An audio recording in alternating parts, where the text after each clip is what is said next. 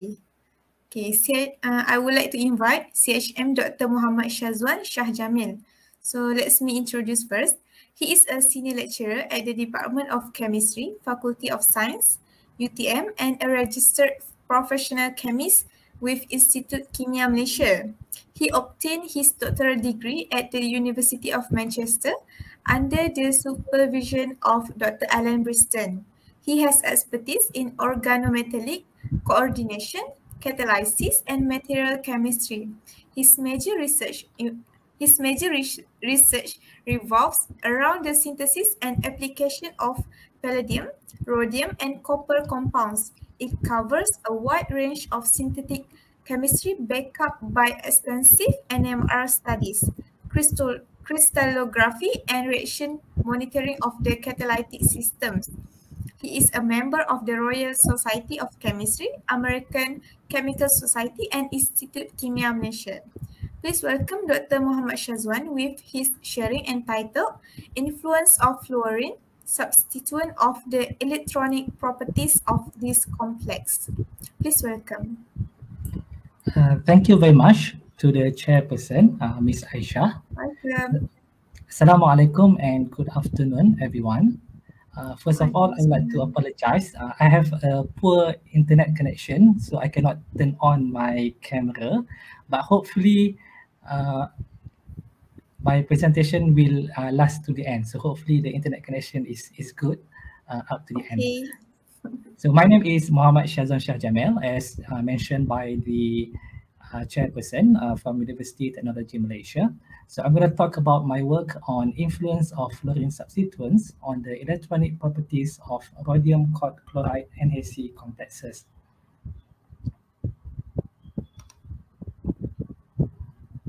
So NaCs, N-heterocyclic carbons, or in short NHCs, are excellent ancillary ligands which are bonded to transition metals, and they have many applications in homogeneous catalysis and organometallic materials. So as you can see from the image, this shows the bonding interaction between NaCs, so the group on the left, and also the metal center, the d orbital of the metal center. So there are two main components, which are the sigma donating ability or sigma donor from the carbon from the NaC to the metal, and the other component is the pi acceptor or pi accepting of the NaC from the metal. So these two interactions play important role in affecting the properties of the NaC metal complexes. So the good thing about NaCs is that the modification that we can make in order to influence its steric and electronic properties. So such as here the backbone. So this is the backbone of NaCs.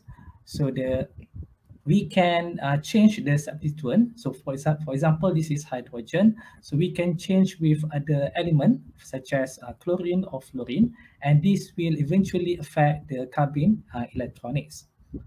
And also the other group, which is the nitrogen substituents. So here we can also change the substituent, which will affect the electronic properties of the corresponding NaC. And also there's a possibility for asymmetric induction. So we can have different group. So for example, the one on the left and the one on the right, we can have different group. So this will introduce asymmetric induction. And also we can provide kinetic stabilization with bulky ligands. So ligands or substituents with a bigger group or higher molecular weight. So theoretical studies have shown that fluorine being the most electronegative element, so the presence of fluorine will affect the bonding properties or the electronic properties of NaC. By introducing fluorine, it will lower the lowest unoccupied molecular orbital. So the diagram on the left here, so this is the level of the LUMO. However, when we introduce fluorine on the nitrogen substituent, this will decrease the LUMO orbitals, which will affect the properties. So if this LUMO is decreased, the energy level is decreased, the energy is decreased, this will increase the pi accepting ability of NAC. So going back to the second slide, so we have this pi accepting ability component. So by introducing fluorine, this will introduce, or this will add or increase the pi acceptor ability of the NAC. So that is from theoretical studies. So in the literature, we have found various metal complexes containing fluorinated AC. So those on the left here is palladium metal. So you can see there are variation of the complexes and NACs. So here, for example, we have this long chain, alkylated chain of substituents. And then, for instance, we have here, we have two different groups. So this will introduce the asymmetry induction. And then we have these ruthenium complexes. So these ruthenium complexes are known as Grab catalysts. So Grab catalyst is named after the chemist who discover or who synthesize these complexes, Robert Grubbs, which won him a Nobel Prize in chemistry in 2005. So based on this, there's a gap where we haven't found the rhodium complexes containing fluorinated NaC. So in this work, we would like to explore how introducing fluorine into the NaC will influence the electronic properties of the metal complexes. So we have some of the previous studies from Wang, Ziner, and Binobite. So they synthesize rhodium complexes, but without any fluorine substituents. So in this study, we would like to explore how introducing fluorine will affect the electronic properties. So rhodium being the metal in the center, and we have cod. So cod is the 1,5-cyclooctadiene, is an alkene group. And then we have NaC here, and then chloride. So we maintain chloride and cyclooctadiene. We just change the NaC substituents.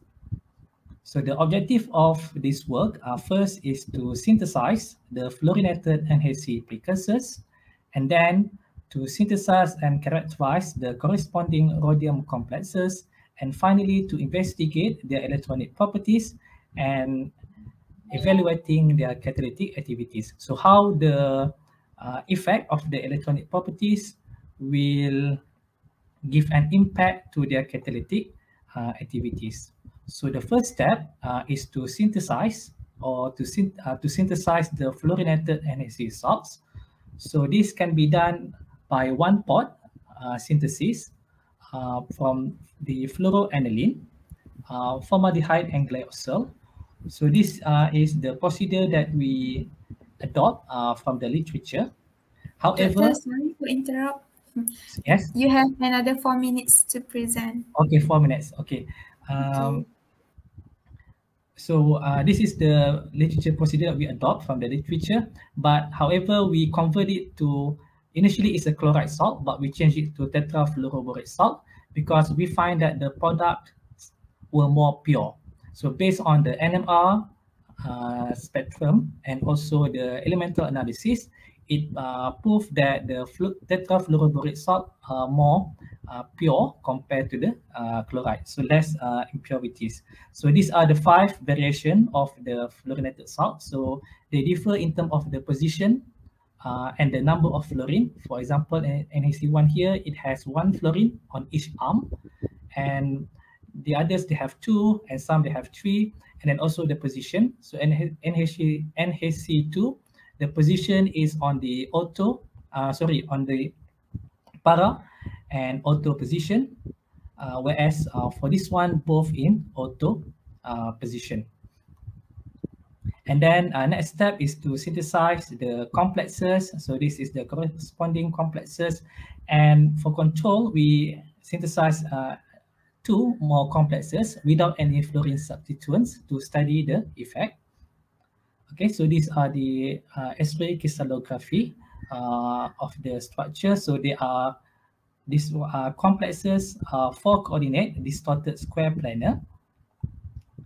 These are some of the value which I don't have time to explain. And next is the electronic properties. So the traditional way to measure the electronic properties is by using IR, infrared spectroscopy. So we study the bonding between the nickel and carbonyl. And then we can see how we change the NHC will give a different value of the carbonyl stretching frequencies.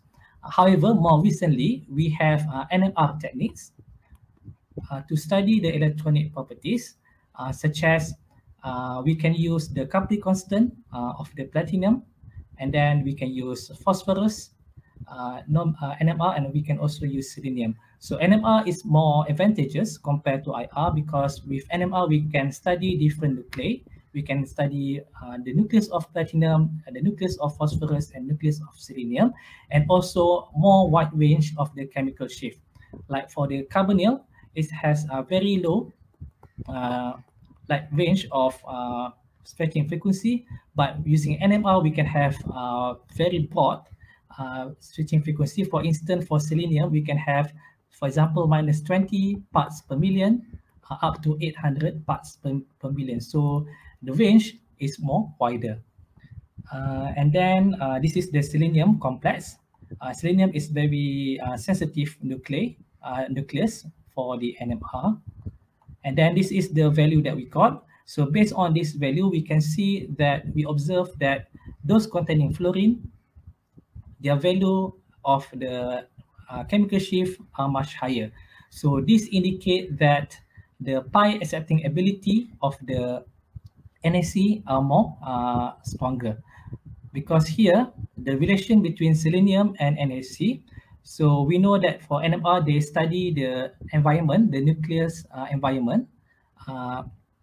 So the presence of the electron will affect the value of the chemical shift.